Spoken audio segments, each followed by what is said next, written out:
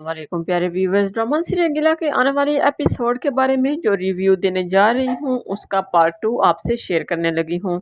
शजी और सरवत बेगम की बातें सुनकर नूर बानो बहुत घबरा जाती है और अंजला से कहती है कि मैं रामिद से मिलकर आती हूँ, उससे बात करती हूँ ताकि इस मसले का कोई हल निकल सके। पीछे से सरवत बेगम अंजला से पूछती हैं कि नूर बानो कहाँ है, तो अंजला उनसे झूठ बोलती है, मज़ार पर दिया जलाने गई हुई हैं। नूर बानो रामिद से मिलने जाती हैं और उससे बात करती हैं तो रामिद उन्हें कहता है, खाला घबराने की कोई बात नहीं है, उनके हाथ कोई सबूत नहीं लगने वाला, जो चाहे कर लें, मुझे कुछ नहीं होगा।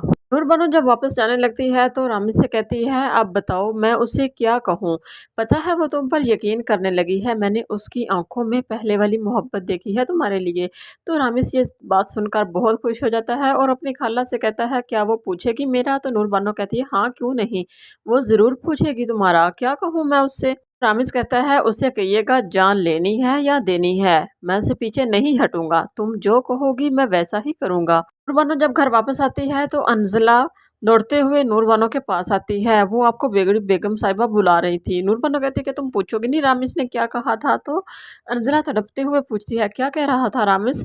तो नूर बानो ने बताती है, वो कह रहा था कि अंजला जैसे कहेगी मैं वैसे ही करूँगा, चाहे जान लेनी है चाहे देनी है, मैं उसके साथ हूँ। उसके बाद नूर बानो जाती है सरवत बेगम के पास और वो रामिज की पुराने सावल की तस्वीर दिखाती हैं।